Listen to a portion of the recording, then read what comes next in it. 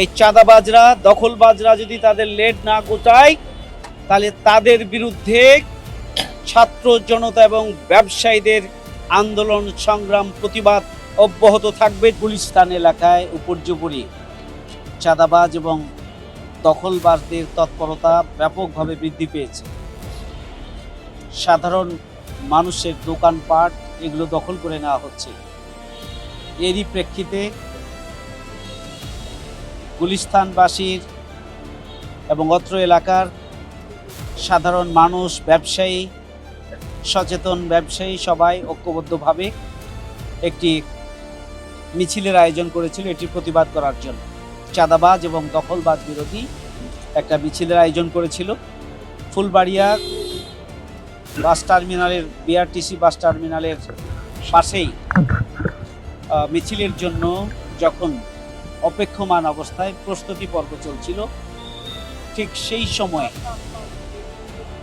চাঁদাবাজ এবং দখলবাজদের পক্ষ থেকে অত্যন্ত সুপরিকল্পিতভাবে, ন্যাক্কারজনকভাবে হামলা পরিচালনা করা হয় এবং তাদের হাতে আগ্নেয়াস্ত্র ছিল, দেশীয় অস্ত্র ছিল এবং তাদের হাতে লাঠিসোঁটা সহ বিভিন্ন ধরনের ছুরি, সেগুলো তাদের হাতে ছিল। এবং আপনারা এটা খুবই দুঃখজনক যে কবির নামে একজন ব্যক্তিকে, ব্যবসায়ীকে তারা পরিকল্পিতভাবে কিডনিতে ছুরিকাঘাত করার লক্ষ্য নির্ধারণ করে এবং পিছনে তারা ছুরি দিয়ে ক্ষত তৈরি করে। ইতিমধ্যেই 3 ব্যাগ ব্লাড দেওয়া হয়েছে, তার অবস্থা মুমূর্ষ। এখন পর্যন্ত অপারেশনের জন্য প্রস্তুতি পর্ব চলছে, আমরা দেখে আসলাম। এখন অপারেশন কিছুক্ষণের মধ্যে আশা করছি যে স্টেবল হলে তারপরে তার অপারেশনটা করা হবে। এখন আপাতত জাস্ট নাও ব্লিডিংটা বন্ধ হয়েছে, আমরা আল্লাহর শুকরিয়া আদায় করছি। এর বাইরে এনামুল হক, ওমর ফারুক, সুলতান উদ্দিন, পারভেজ, বিভিন্ন জনের উপরে তারা এমনভাবে হামলা করে যে তাদের অবস্থাও গুরুতর। তারা বিভিন্ন বেসরকারি হসপিটালে বিভিন্ন জায়গায় তারা রয়েছেন, ট্রিটমেন্ট নিচ্ছেন, চিকিৎসাধীন রয়েছেন। কমপক্ষে 25 থেকে 30 জনকে নির্বিচারে তারা হামলা করেছেন এবং আহত করেছেন।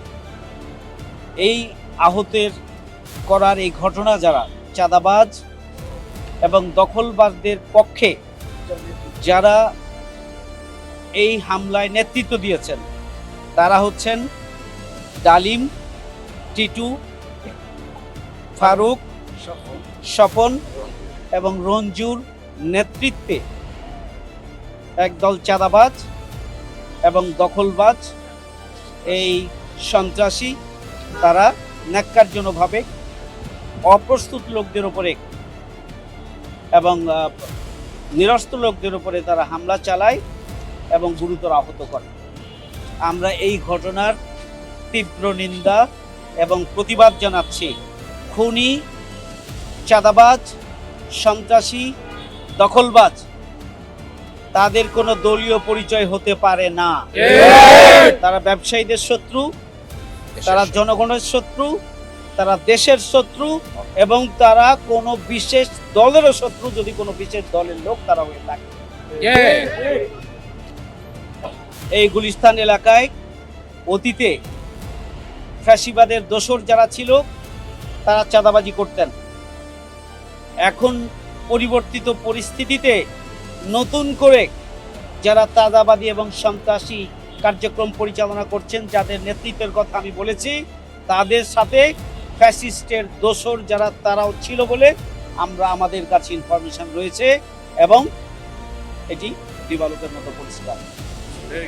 চাঁদাবাজদের কোনো দল হতে পারে না, খুনি সন্ত্রাসীদের কোনো দল থাকতে পারে না। যে দলেরই পরিচয় তারা বহন করুক না কেন, আমরা সচেতন জনগোষ্ঠীর অংশ হিসাবে পরিষ্কার করে বলতে চাই, এই চাঁদাবাজরা, দখলবাজরা যদি তাদের লেড না গোটায়, তাহলে তাদের বিরুদ্ধে ছাত্র জনতা এবং ব্যবসায়ীদের আন্দোলন, সংগ্রাম, প্রতিবাদ অব্যাহত থাকবে যতক্ষণ পর্যন্ত না চাঁদাবাজদের নির্মূল করা হবে। ততক্ষণ পর্যন্ত এই প্রতিবাদ, প্রতিরোধ এবং বিক্ষোভ এটা অব্যাহত থাকবে আগামী দিনে ইনশাআল্লাহ।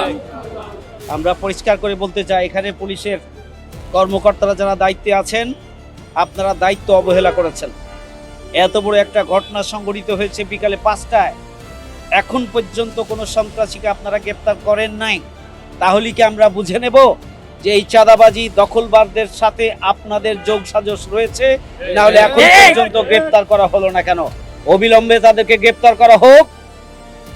আর যদি গ্রেপ্তার না করেন তাহলে আইন শৃঙ্খলা বাহিনী যারা দায়িত্বে এখানে রয়েছেন তাদের বিরুদ্ধেও জনগণকে সাথে নিয়ে আমরা রাজপথে ভূমিকা পালন করতে বাধ্য হব। সংগ্রামী ভাই বন্ধুগণ, আসুন, জনগণকে সচেতন হতে হবে, সজাগ হতে হবে। জুলাই গণঅভ্যুত্থানের অন্যতম আকাঙ্ক্ষা ছিল বৈষম্যহীন বাংলাদেশ। চাঁদাবাজ, সন্ত্রাস, খুন, ধর্ষণ এবং দখলবাদ মুক্ত নিরাপদ বাংলাদেশ ছিল জুলাইয়ের গণঅভ্যুত্থানের চেতনা। আজকে সেই চেতনাকে, সে আকাঙ্ক্ষাকে পদদলিত করে এই জুলাই গণঅভ্যুত্থানের দ্বিতীয় বার্ষিকীতে অত্যন্ত ন্যাক্কারজনকভাবে এই জুলাই মাসে সাধারণ ব্যবসায়ী এবং চাঁদাবাজ বিরোধী, দখলবাজ বিরোধী সচেতন ব্যবসায়ী এবং জনগণের উপরে তারা ন্যাক্কারজনক হামলা করলো। এটা জুলাইয়ের এই আকাঙ্ক্ষা এবং চেতনার সাথে সম্পূর্ণরূপে এটা বিশ্বাসঘাতকতা ছাড়া কিছু হতে পারে না। এদেরকে চিহ্নিত করতে হবে এবং চিহ্নিত করে তাদের বিরুদ্ধে অবিলম্বে গ্রেপ্তার করে আইনানুগ পদক্ষেপ গ্রহণ করতে হবে।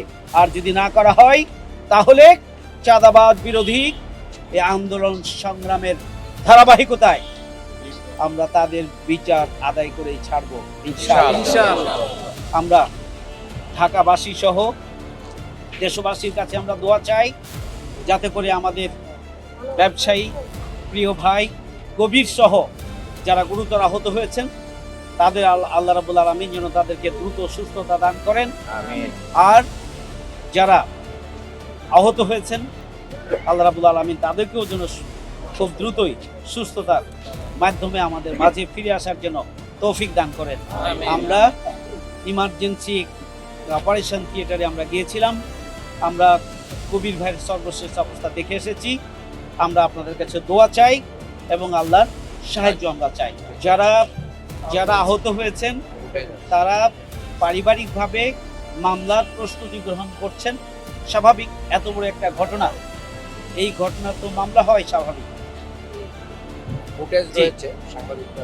যে সাংবাদিকদের কাছে ফুটেজ রয়েছে এবং সোশ্যাল মিডিয়ায় ফুটেজ ছড়িয়ে পড়েছে, বিভিন্ন মোবাইলে আছে, গোয়েন্দা সংস্থার কাছে অবশ্যই এই ফুটেজ আছে এবং আইন শৃঙ্খলা বাহিনীর কাছে এই ফুটেজ থাকার কথা। আমরা আশা করি ফুটেজ দেখে দেখে মামলার জন্য অপেক্ষা নয়, ফুটেজ দেখে দেখে তাদেরকে অবিলম্বে গ্রেপ্তারের ব্যবস্থা গ্রহণ করতে হবে। সেই দাবি জানিয়ে আজকের মতো শেষ করছি। ভালো থাকবেন সবাই।